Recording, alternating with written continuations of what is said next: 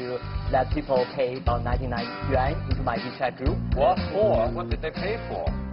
Knowledge. You are sharing the cost of sharing is not sharing knowledge, it's sharing costs. Well, I think Chinese people have a natural worship for knowledge.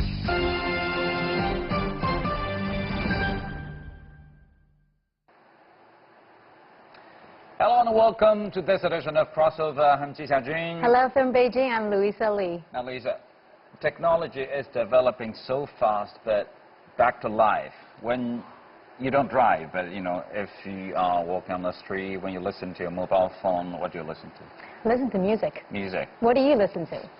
Not so much about music, actually. It's podcasts, either in Chinese or in English. I listen to storytelling or sometimes news in podcasts, but at the same time I listen to, there is a podcast service actually in China. It's an app, but it's more or less like a virtual university where people from universities or from any area with a specialty, they would talk about, well, some special areas anyway, about knowledge, I don't know, about innovation, anything. Do you have to pay for it? Well, for that one, I have to. There's a subscription fee, about 600-ish. That's about $100. I mean, I pay for music, but with knowledge, I feel like the internet. I mean, I use the internet search engine to find anything, and I feel like with knowledge, I can find knowledge on the internet. You don't pay for knowledge. No, but I can also talk to, I don't know, I think being... Because you don't think of knowledge is valuable I do think so, like taking classes and stuff. Maybe I'm more traditional, conventional, you can say that. But paying, let's say you're a lady. Yeah, but paying for knowledge, paying for knowledge in terms of apps, I feel like sometimes I just need peace. I don't want to be bombarded with all this information. Yeah, but sometimes, just make full use of the time, the idle time while you're walking. Maybe in the subway or biking. Exactly, or on the plane. But this is the phenomenon that is happening, what is happening now in China, knowledge sharing. You can actually sell knowledge to make some money. This industry is really taking off here in China. Absolutely. That's exactly what we're going to talk about. And in the studio, we're now joined by 3 guests. Welcome to Crossover, ladies and gentlemen.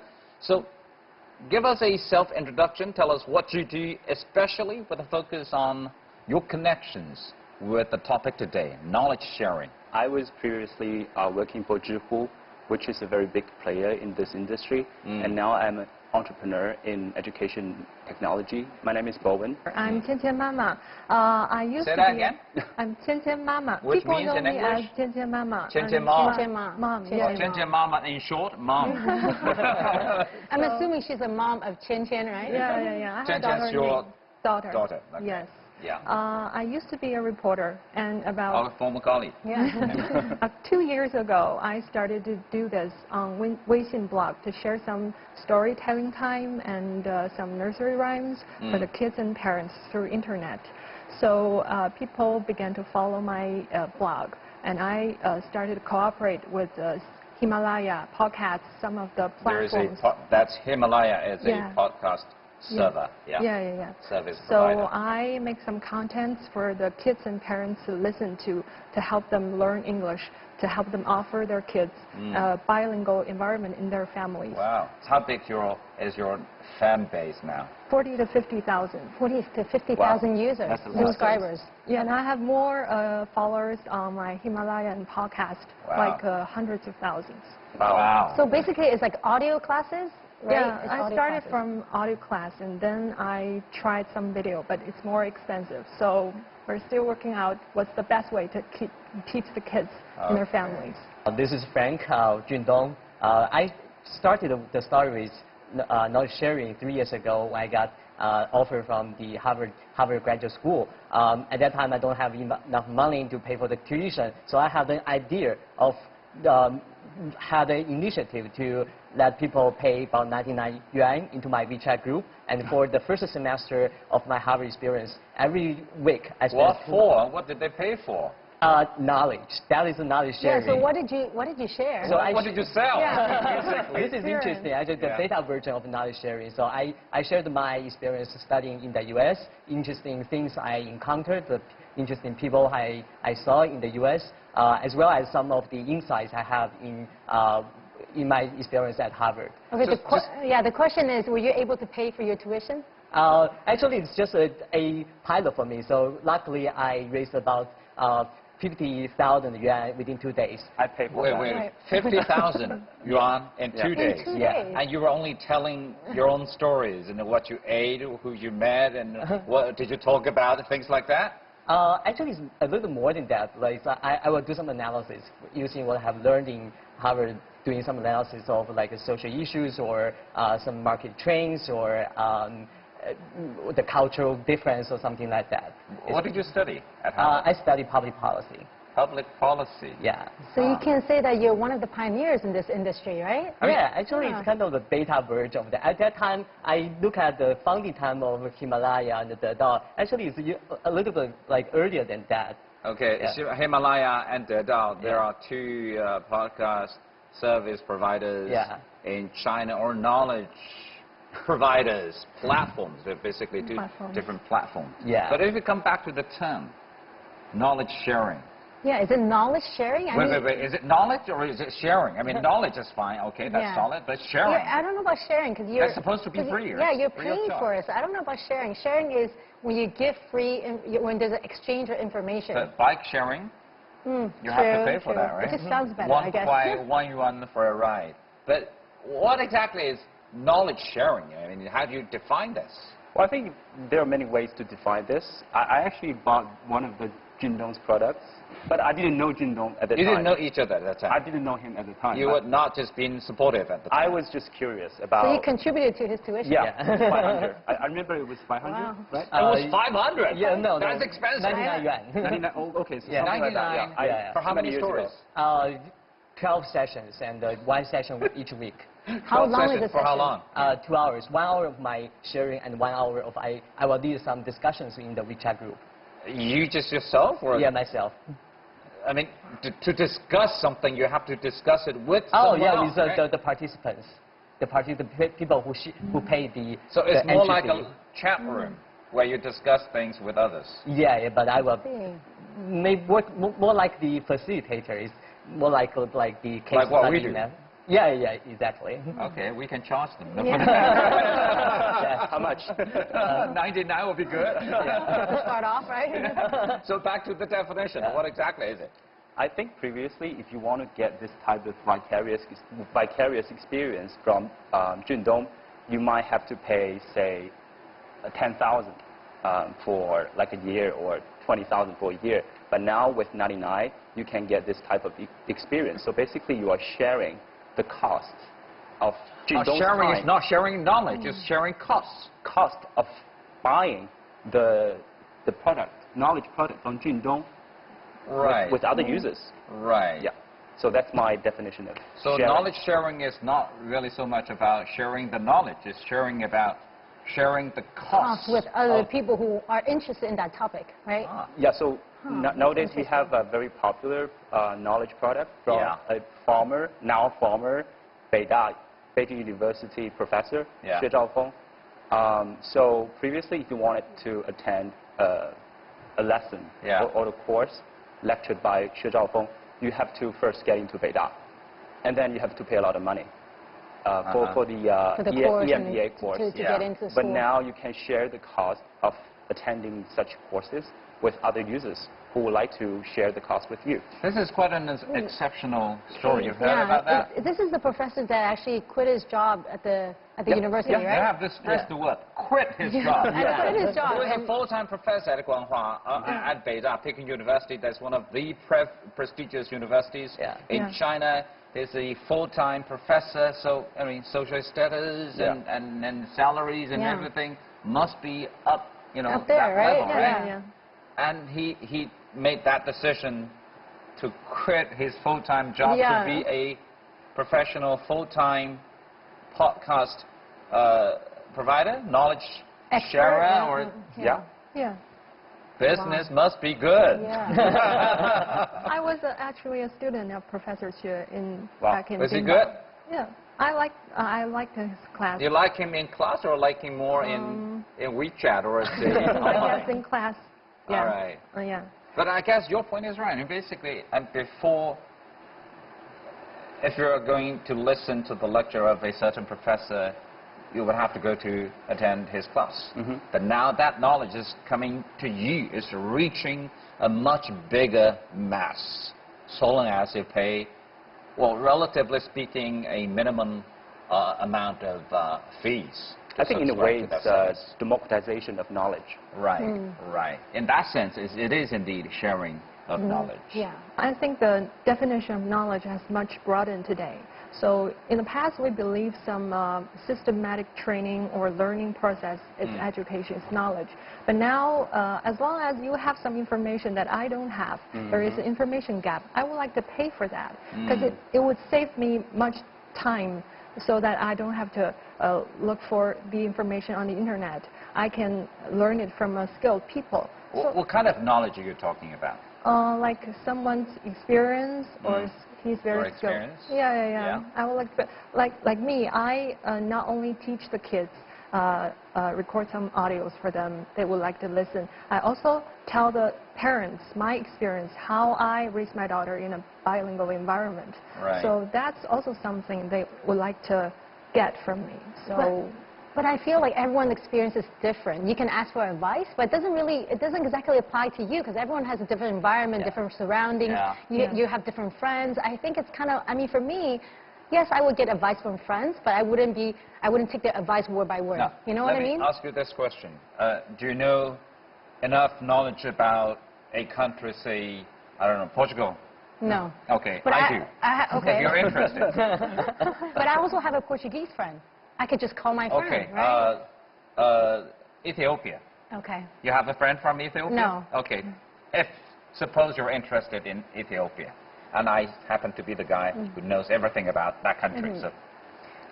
I could ask you. Do I have to pay you? Again, I have to pay you. So that's very interesting. So the gene of internet service in China, people will say it's always free of charge.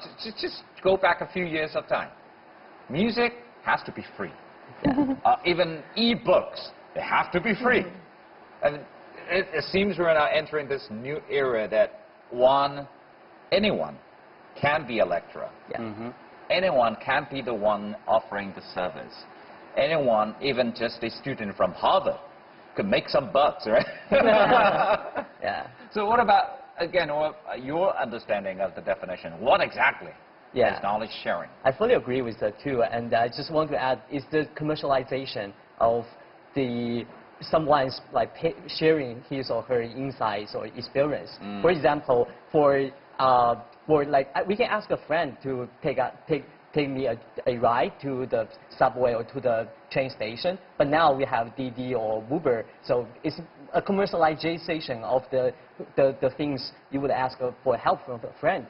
Maybe just like just now you can ask a Portuguese friends, but not all of us have a Portuguese friends. So which make the commercialization of someone from Portugal, he or she knows the topic a lot. So I pay something, I can get a guarantee, I get the knowledge immediately.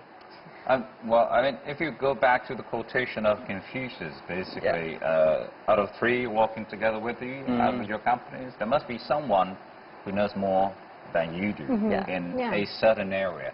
I guess that explains why people are now willing to pay for something they don't know initially. And in America, well, the technology started in America. It started in the West first, and then it was imported. So how come in the West it's still free service? Through a job, we seldom see people charging their listeners for listening to their content. But how come in China this is happening? I think especially with the background of China. I mean, internet users in China were so much used to free content, free service, online service here in China. What is this happening now? Well, I think previously the Chinese companies in this industry didn't have a business model to commercialize their products. In the United States, you're talking about, so I listen to a lot to NPR. They have a lot of amazing shows for free, but the business model of NPR podcasts is to make money from advertisements. So that's the traditional way of making money. That's I would say path dependency. So that's their most comfortable way of making money. So they will go on just like that. But in China, we were looking for, exploring a business model. Yeah.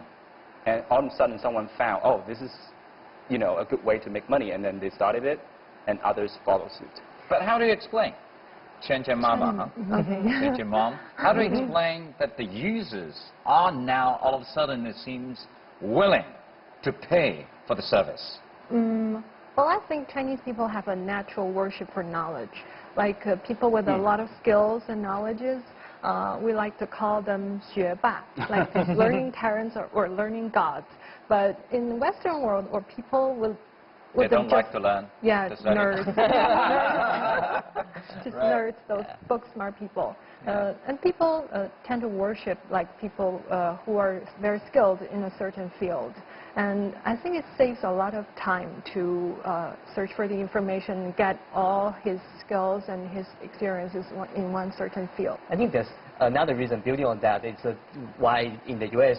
versus China there's such a difference. It's just also because of the speed of economic development. So in China, so the jobs are changing a lot, and every day is like people are striving so fast for the competition. Competition is really fierce. So people have the anxiety.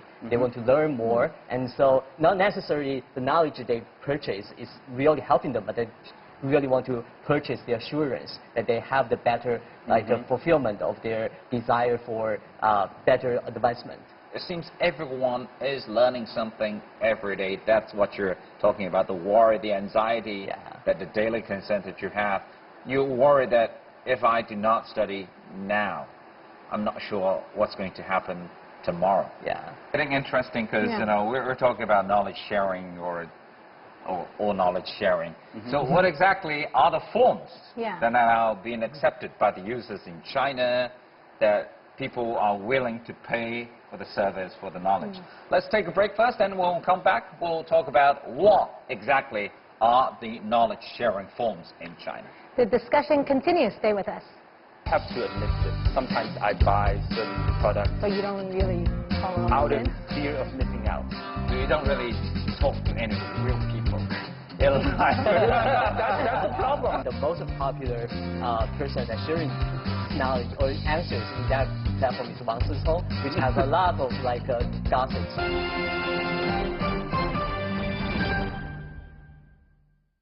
Welcome back to the studio, and we're talking about this knowledge-sharing platforms and apps. What are the business models? I know there are a lot of different kind of products, right? Yeah. So we have one, Chen Mama. She's teaching English, providing language teaching service to audio classes, kids. right? Audio classes. Audio classes. In other words, you have to decide a target audience. You have to decide which category you're trying to serve. Right. That's the first thing. So what do we have now in the market? What kind of products we're talking about? I buy a lot of things on this type of knowledge products. Yeah. Sometimes I buy some of the products because I need to use them in the near future. They are relevant to me. But sometimes I buy them not because I need to use them, but because... Give me some examples. So, for example, finance courses or accounting courses. So it's a course? It's like a course, like a lecture in the university?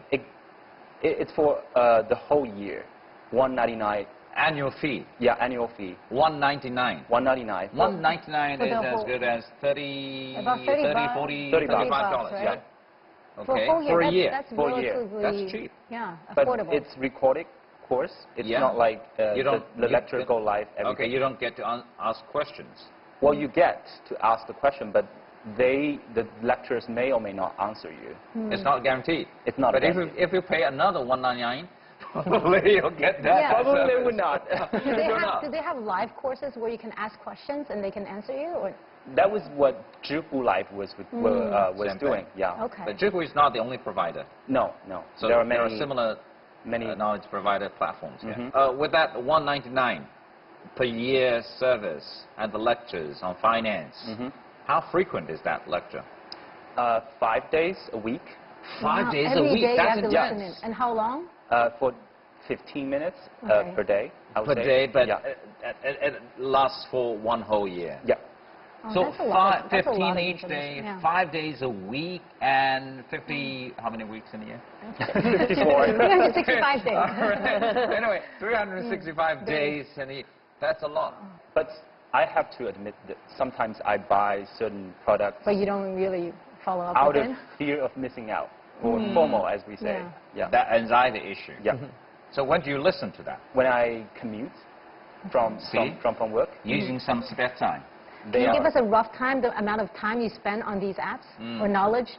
So going from work to work and to work, and before I sleep, in total, I would say an hour a day. So you don't really talk to any real people. You know, That's the problem. Before you go Now to you say bed, that, you're listening to you're listening to your app. Basically, at home, you don't talk to your family. You say, sorry, I'm studying. I'm still learning my knowledge. So that's one thing. Because you kept mentioning the Dao and Himalaya and Zhifu. Well, just for your knowledge, in the Dao and Himalaya, it's not an advertisement. But these are some major players now in today's China. They are a platform where they would invite some specialists in certain areas. Either it's about appreciation of classical music, say, or even about recommending books, or sometimes they would tell you what this book is about, the main points of this book. And So instead of reading you don't the have book, to read it. Okay, so instead of reading the book, you can know just, about all. you can just listen Yeah, to the exactly. You know service. everything you need to know about this book. So again, this is coming back to fast-paced lifestyle we have now these days. So what about you? I mean, other than the service you're providing yourself, what are the services that you are now using as a user? Using as a user, okay. Yep. I listen to podcasts every day. What about? Like English and some news. Yeah, mainly. Okay. And I paid for some science lessons or math lessons for kids. And I paid for some parents, they have skills or they have experience that I don't have. Right. For example, some of my friends, they would like to take their kids to the museum and tell them about the paintings, the art pieces. Right. So I paid for her lesson. I really liked it. Yes. Okay. What are the other forms that you know about?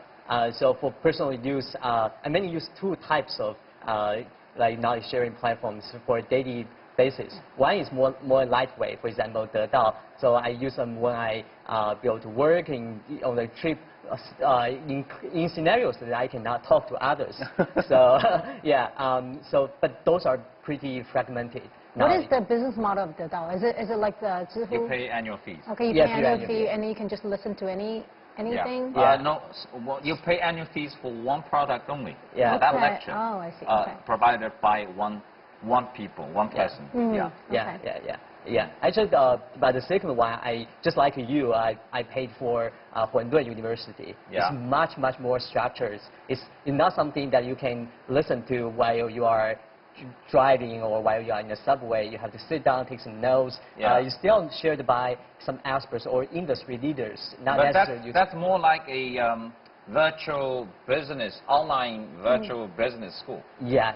Indeed. A lot of professors would be invited actually to give lectures, which may last as long as 3-4 hours. Wow. Yeah. So instead of actually going to school, you can actually just listen to these Which classes is online? interesting. That is, I think it's more up to date than the traditional university or online education, since sometimes they invite some leading experts or leading CEOs from the industry that is most popular or most hot. About business school. Yeah. It's again. It's again. So, I mean, Yeah. they have a focus on entrepreneurship, about how to run your business, how do you start up your own business, and things like that. Yeah. Anyway, so this is, one model is clear, that you provide service, you know, teaching kids English, that's one service, and similar models exist.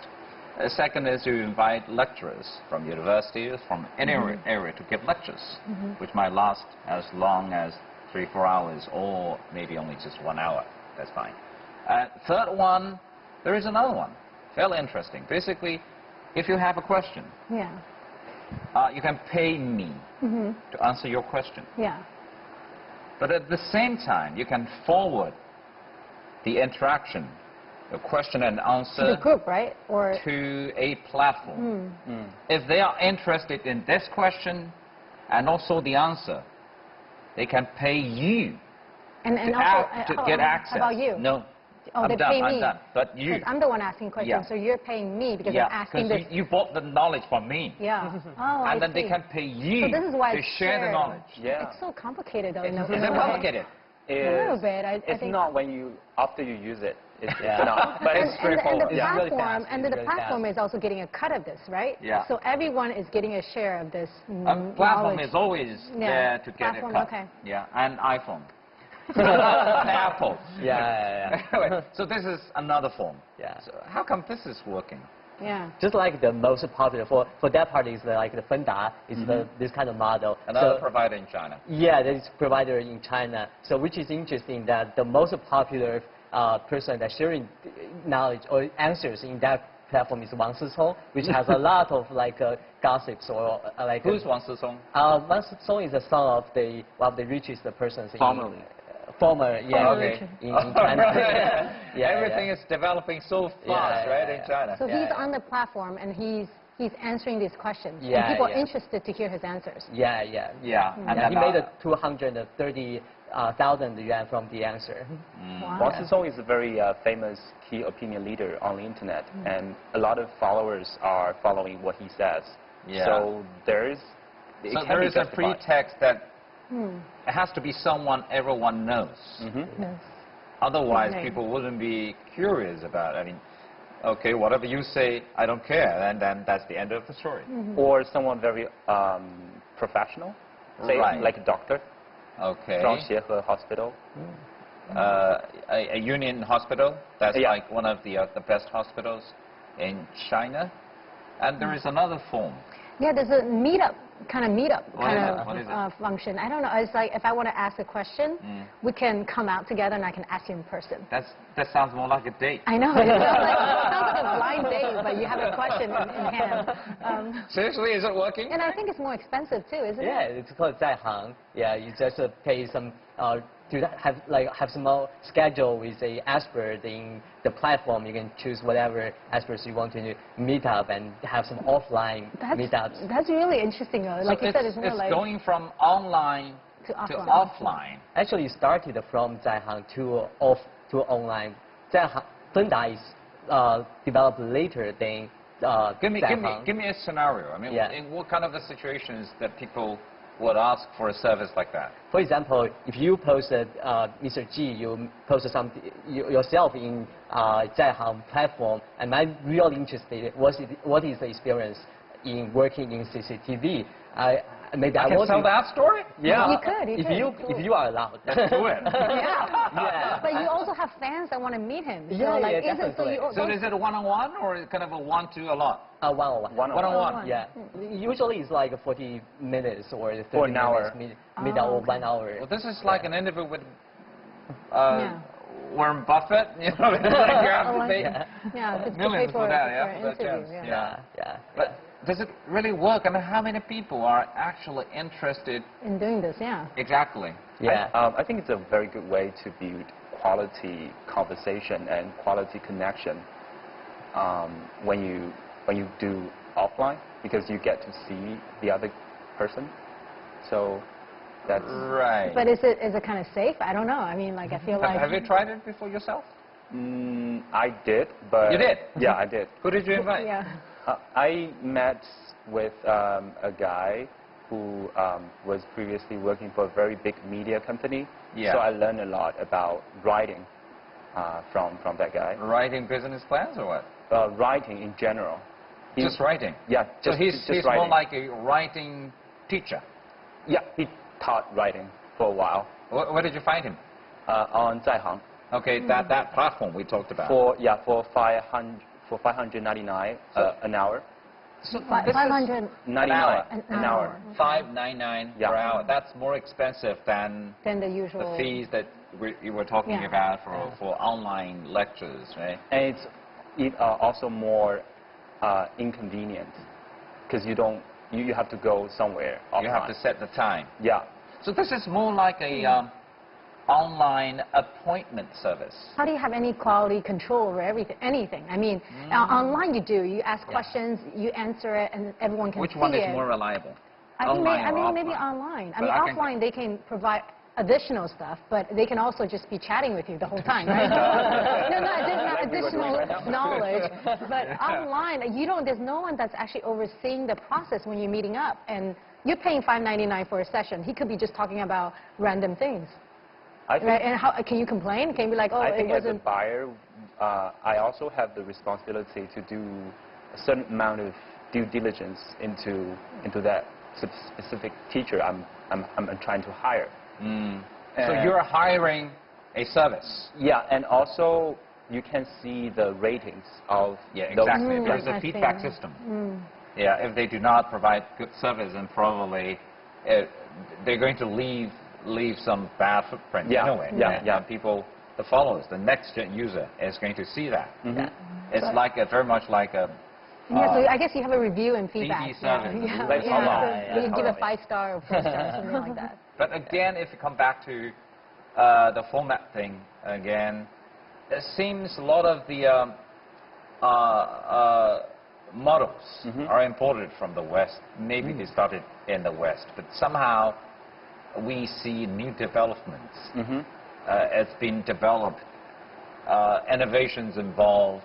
And I guess that has to be what they have to take into consideration is what is happening now in China, whether the Chinese users are willing to pay or not, what kind of content they're looking for, things like that, and everything put together, and then it leads all to these different forms. So, okay, let's take another break, and we'll come back. Let's talk about the future of this business model. And for more information about Crossover, make sure you follow us on Facebook and Instagram. We'll be right back. The boundary between knowledge sharing and online education is becoming blurred. In the future, there will be a lot of KOLs. The way people learn will be disruptive and also revolutionized.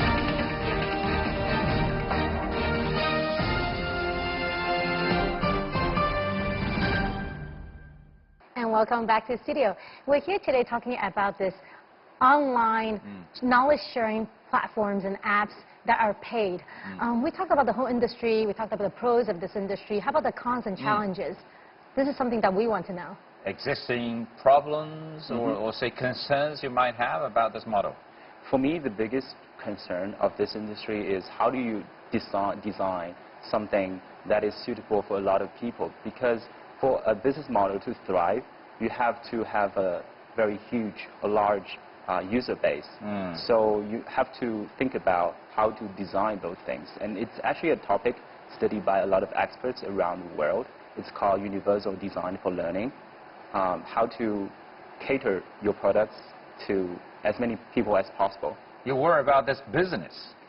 No, if you cannot reach enough people, then it's not sustainable. It's a problem to be solved, but I am optimistic about the future of solving this problem. Yeah, but because it seems it's pretty much pushed by maybe the user's needs, but at the same time pushed by investment. It's because this is now the model which is attracting the attention. But if you look back a few years in China, internet service and development in China, we started, I don't know, with what is that, Groupon model is imported in China. Now it's nearly nowhere to be seen. And the next is this O2O trend. Somehow it's still there. And then we have that live stream service.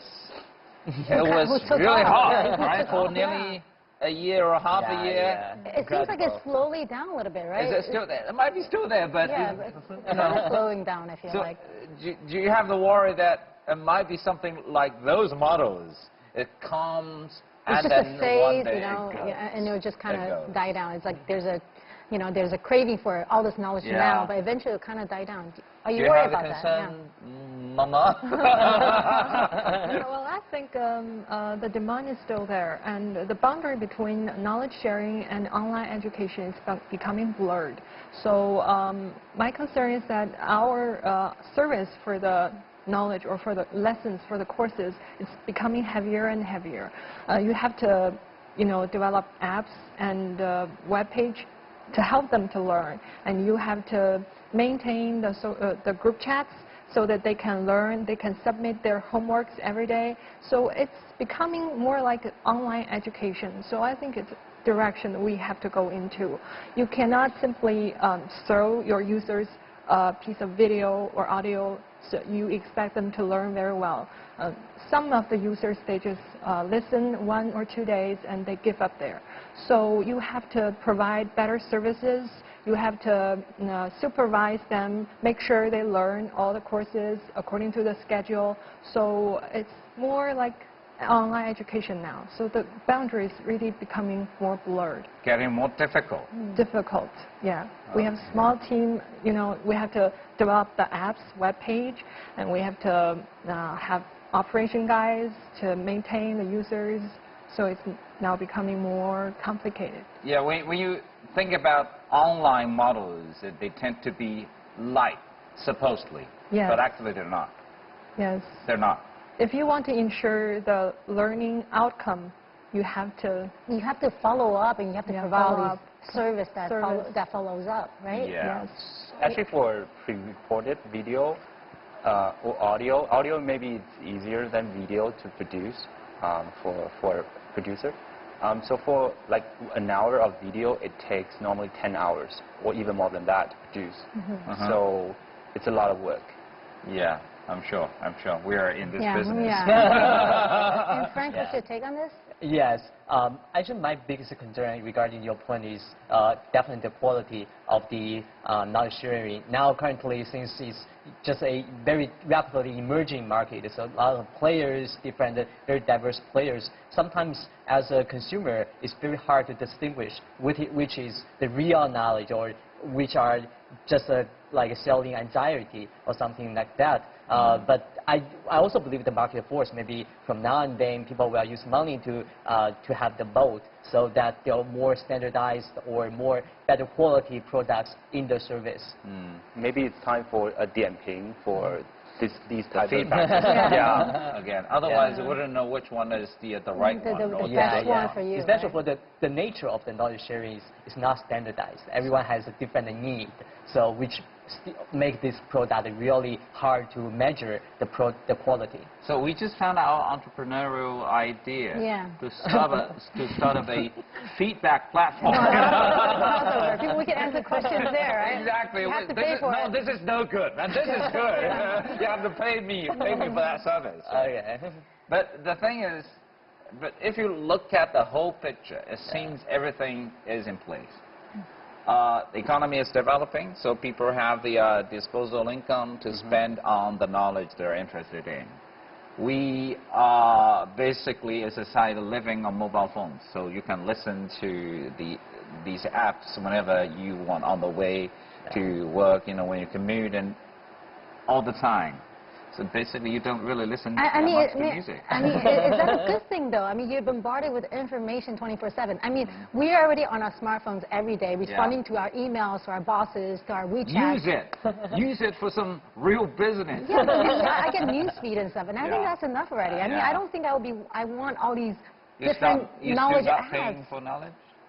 So Well, not interested? Well, maybe I should try it out after this discussion. I will try it out. We can recommend. Yeah, again, we have that platform to recommend you the right service. Anyway, we have the economic development, we have mobile age, and at the same time, it seems we're now getting that point where China's internet users are ready and willing to pay for good service, given it's good.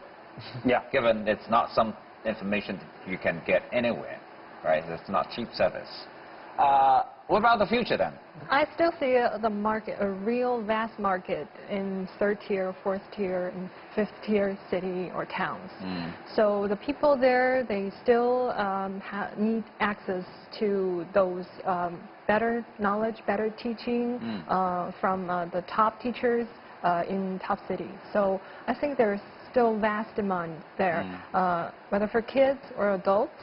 As for adults, that we have to learn every day. We have so much things, information that we need every day. So I think the need is there, the demand is there. So I think the market is still growing, and it will go deeper into the smaller cities and towns. So most of the users are primarily in bigger cities right now. Yes. Are you optimistic about reach out to less developed regions? Yeah. Okay. As for me, now my users mainly from Beijing, Shanghai, like Guangdong province. Yes, it is. Yeah, but now I'm starting to see some students from, some parents from Xinjiang province, Xinjiang autonomous region, Guangxi, like that. Yeah. Okay, give me a number. Now you have about 10,000 paid users. 50, 40? 10,000. 10,000 Wow. paid users. That's a lot. Yes. What's your target number? Target number? Can you Maybe reveal that? 100,000? Huh? 100,000. 100,000 Yes. next year? Yes. Next year. Yes. Well, that's very 10 ambitious. times. Yeah. Very ambitious. It's You're not giving a lot of hard to pressure achieve. to your team. Yeah. They want to learn something out of the pressure. So we are seeing some players have achieved that goal, just in kids learning English. Right, It's right. growing really fast. Wow. Fingers crossed, huh? Fingers Okay. crossed. But you're pretty sure that this model will go on. People are now willing and ready to use services on a model like this. Yeah, I believe that. Hopefully it will become bigger and bigger. Yeah, you have to believe that. You quit your job already. Yeah, I have to live on that. To count on Right. that. Actually, for me, the most fascinating thing for the booming of knowledge sharing is that I feel like an individual voice will be more and more heard. So in the future, I believe more and more people like Chen Mom has something unique thing to share, can not necessarily have to work in a big company and do like editor or something like that.